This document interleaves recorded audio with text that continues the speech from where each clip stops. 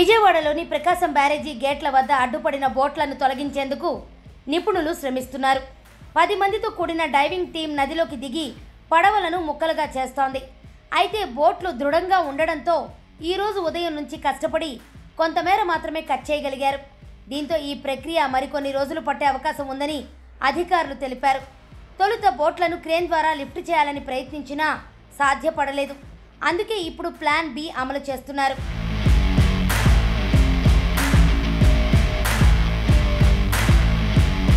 విశాఖపట్నం నుంచి వచ్చిన scuba diving బృందం పడవలను 2 ముక్కలుగా కత్తిరించే పనిని బుధవారం ప్రారంభించింది.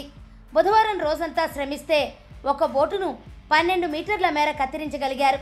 గురువారం కూడా ఇదే పరిస్థితి కనిపించింది. నీటి లోపలికి వెళ్లి గ్యాస్ కట్టర్తో బోటును స్కూబా డైవర్లు కత్తిరిస్తున్నారు. ఈ ప్రక్రియను చూడ్డానికే భయమేస్తోంది. అలాంటిది వారు కట్ చేయడానికి ఎంత కష్టపడుతున్నారో అర్థం చేసుకోవచ్చు.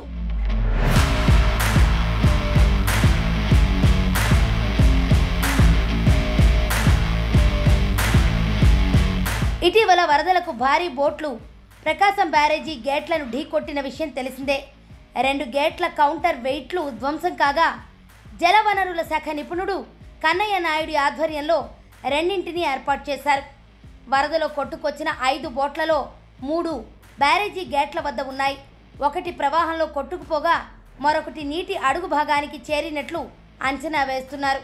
ఒక్కోటి 40 టన్నుల వరకు బరువు ఉండడం, 3 బోట్లు ఒకదానితో మరొకటి లింకు చేసి ఉండడంతో క్రేన్ల ద్వారా ఎత్తలేకపోయారు. దీంతో వాటిని ముక్కలుగా కత్తిరించి తొలగించేందుకు విశాఖకు చెందిన సీ లయన్ అనే బృందాన్ని రంగంలోకి దించారు. మొత్తం 10 మంది స్కూబా డైవర్లు వచ్చారు.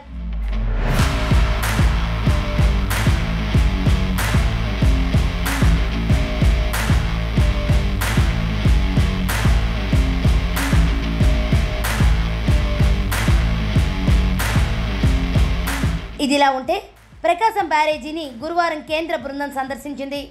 బ్యారేజీ నీటి ప్రవాహం తదితర విషయాలను జలవనరుల శాఖ అధికారులు వారికి తెలిపారు. దీనికి సంబంధించిన వివరాలను ఈఎన్సీ వెంకటేశ్వర్లు కేంద్ర బృందానికి అందజేశారు. ఈ నెల 1న రికార్డు స్థాయిలో 11.43 లక్షల క్యూసెక్కుల వరద వచ్చిందని తెలిపారు. కృష్ణా నది పరివాహక ప్రాంతంలో పరిస్థితి, ముంపునకు సంబంధించిన వివరాలను కేంద్ర బృందం దృష్టికి ఆయన తీసుకెళ్లారు.